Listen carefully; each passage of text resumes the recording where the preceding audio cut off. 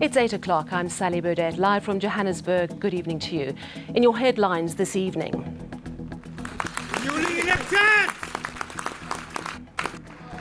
The UDM's Mongameli Bobani appointed as the new executive mayor of Nelson Mandela Bay, following Athol Trollip's removal in absentia. Former ANC MP Vytjie Mentor details how she was offered a ministerial position by the Guptas. This in testimony today at the state capture inquiry in Johannesburg. And workers at Baragwanath Hospital demand the Gauteng Health Department release a report into alleged corruption. Top story now, and we go to Nelson Mandela Bay Metro that has a new executive mayor tonight. After many attempts, today DA Mayor Athol Trollip was unseated after he had left the chambers. This is how it went. First, DA councillor Victor Manyati refused to vote with his party against a motion of no confidence in the Speaker, Jonathan Lawak. Now, Lawak was then ousted in a motion brought by the EFF, 61 votes to 59. Manyati's DA membership has now been terminated with immediate effect.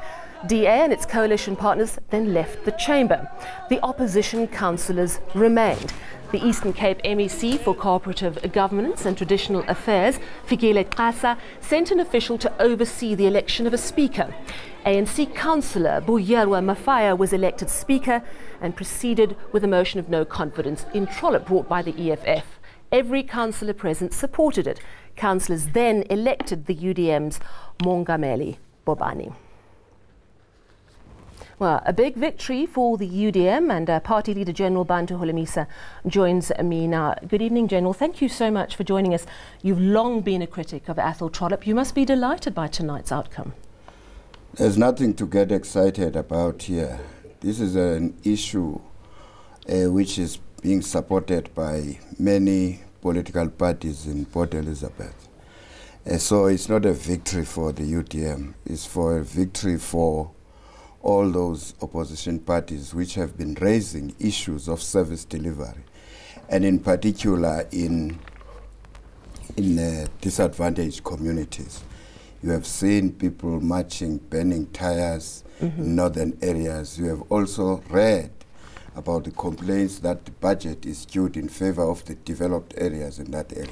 Do you have full confidence in the new mayor? And I'm asking you this because earlier this year you gave him a final warning because he allegedly pushed around the Cope's Deirdre Carter in chambers. Do you still have full confidence in him? We have full confidence in Bobani because he showed remorse. He even wrote a letter of apology to the MP of Cope. So you cannot punish a person for that. You think that's okay for a man to push a woman around? And as long as he shows remorse afterwards, it's fine. How can you be sure he won't do it again? No, you cannot say we lost confidence as a result. If we lost confidence, he wouldn't be a councillor today. Now, General, we know that the DA is very clearly very unhappy with how things went down today. They are preparing an interdict, we hear. They say this whole matter was procedurally incorrect. I'm sure you studied the way this developed today. Do you believe that today's decision will stand? Today's decision procedurally will stand because the DA was let down by their own person. And immediately during the adjournment, they sent a letter to the Speaker, or to the city manager, a letter which expelled this gentleman. Manyati.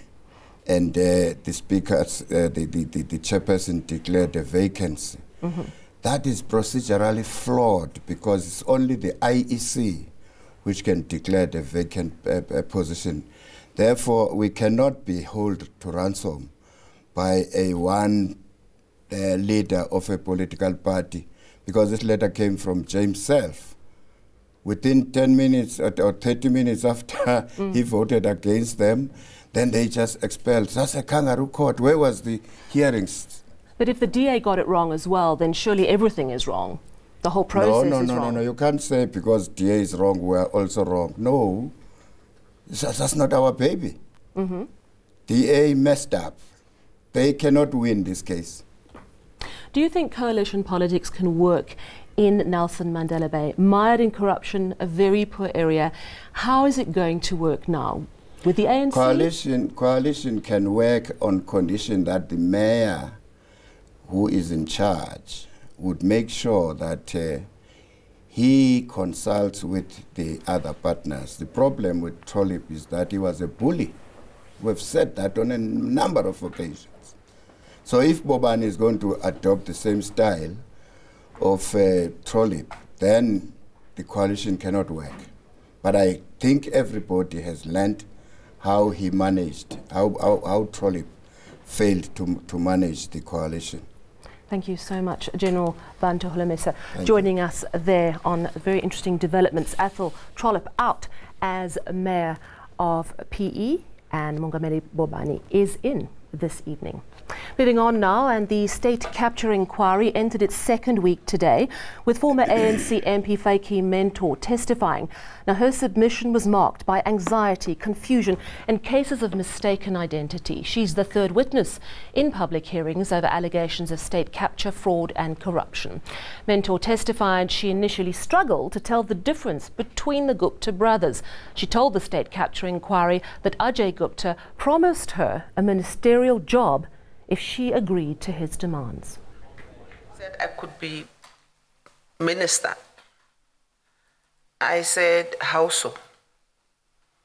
He said the president was going to reshuffle his cabinet in the recent future, and Minister Barbara Hogan was going to be reshuffled, and I could become the minister in her place when she's reshuffled if I agree that once I become the minister, I would abolish the SAA India, South Africa, India, South Africa route. And we'll hear more from Vytjie Mentor at the state capture inquiry tomorrow. Now to grave concerns about corruption at Africa's largest hospital. Hundreds of workers affiliated to unions Denosa, Hospersa and Nahawu marched to Chris Hani Baragwanath in Soweto today, demanding action. The Gauteng Health Department says an investigation is in its final stages and nursing unions will have the corruption report this week. Masego Ratlacha was at Bara today.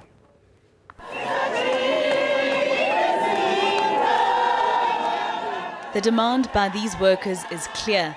Acting CEO Dr. Sfiso Maseko must vacate his position. Workers accuse him of, among other things, interfering in HR processes and hiring his friends, as well as allegedly perpetuating a culture of jobs for cash or sexual favors at the hospital. A probe was launched by the Gauteng Health Department earlier this month.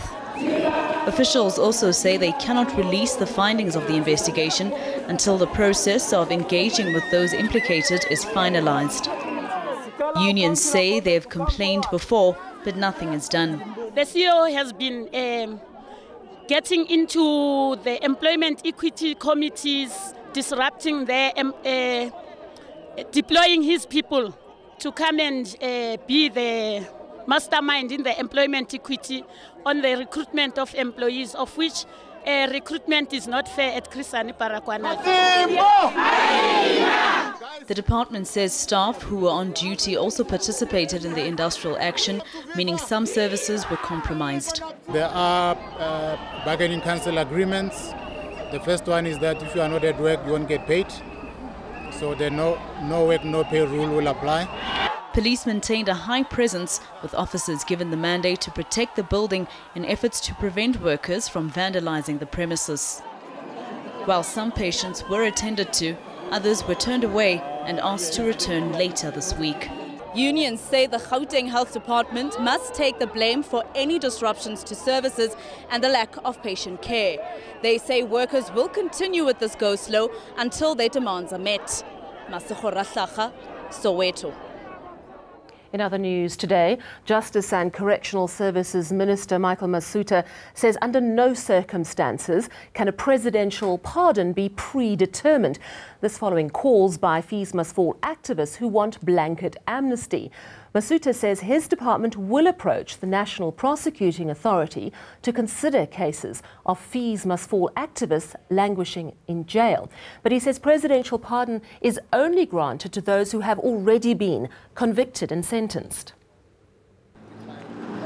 Student leaders at Tshwane University of Technology want the institution and police to take responsibility for the death of a student in Soshanguve. Deputy Police Minister Bongani said today that a meeting with student leaders and university management, he was present there following the incident last Thursday. Violence erupted after claims of vote rigging emerged during the SRC elections, prompting police to be called in. Stay with us here on eNews. News from the US, another deadly shooting in the United States, this time in Florida. 3 people, including the gunman, shot in downtown Jacksonville. And of course, we'll also have all your money news with Mateo. Well, great start on a Monday. The market back to positive trade. I'll bring you that breakdown from today after the break.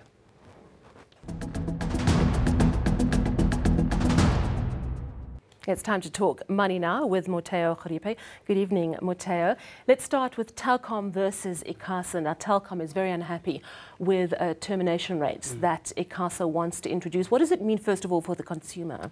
Well, in terms of the consumer, when you call me on my phone, both the service providers have to agree in terms of what termination rate they would like to charge. So if you put the phone down, then they charge each other, say, 8 cents for that particular call, and they both get to make money from us calling each other across networks. Right. So what ICASA is trying to do is try to lessen the charge on consumers. I know in terms of Telkom, their charges are more than 130 per minute when we do call each other. So in terms of that cost, ICASA trying to bring that down to as much as 3 cents. 2020, and you know, Telkom, the first one to jump out and say this might affect us. But in terms of consumers, it would mean less calls across networks. If you're calling somebody that's on a different network than you are on, then you would pay lesser rates than you are now.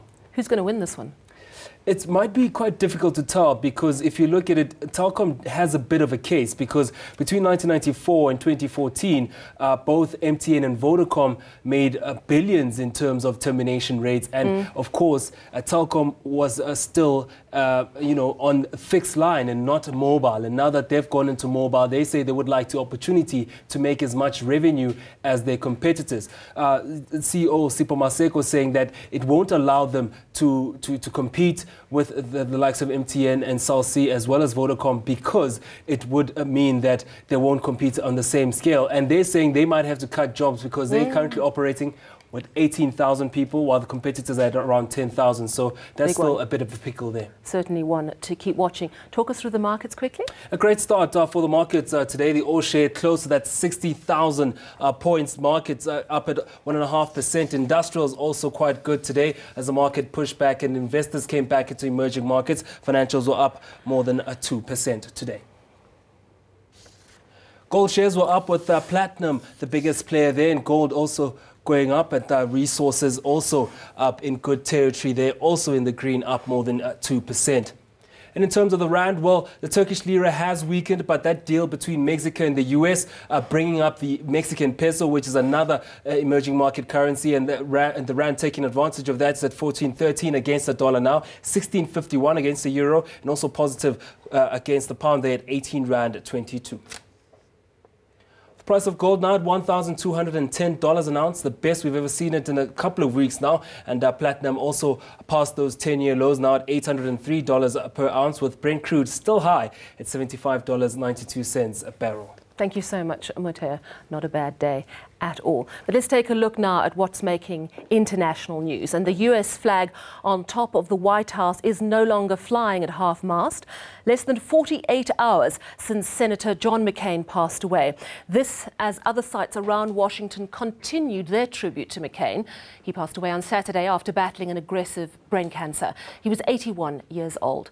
Now, in 2008, McCain ran for president as a maverick Republican. He became a prominent critic of President Donald Trump. Still in the US, 3 people have been killed, 11 wounded in a mass shooting at an online video game tournament in Florida. Authorities say the suspect is among the dead. Now, the shooting took place on Sunday during a regional qualifier for the tournament inside a restaurant. Footage shows the players reacting to the gunfire. Emergency crews and police flooded to the area in downtown Jacksonville. The shooting has occurred amid continued debate about stricter gun laws in the United States. Thank you. And let's take a quick look at your headlines once more. Mongameli Bobani appointed as the new executive mayor of Nelson Mandela Bay following Athol Trollip's removal in absentia. Former ANC MP Vytjie Mentor details how she was offered a ministerial position by the Guptas at the state capture inquiry in Johannesburg. That testimony heard today. And finally this evening, Inkatha Freedom Party leader Prince Mangosuthu Buthelezi is 90 today. It's a milestone for a veteran leader with a controversial past who's been at the helm of his party since its formation. A massive birthday celebration is underway for Buthelezi in Ulundi in northern KwaZulu-Natal tonight. At 90, Prince Mangosuthu Buthelezi still going strong. His advice to the younger generation who would love to live a long life: live clean, free of alcohol and smoking. Now, he doesn't eat meat, but he does want his guests to enjoy themselves tonight. He also shared with us one of his great loves. I like choral music, I like jazz very much, and I like, you know, all kinds of music. You know, I enjoy my traditional music food. Because I have gout, I won't be eating meat. People will be enjoying meat, and even that was very difficult. It might interest you that when I was told that I must stop eating meat, for me as a Zulu, I said, how can they say that? How does one stop eating meat? From me and the team, it's a very good night.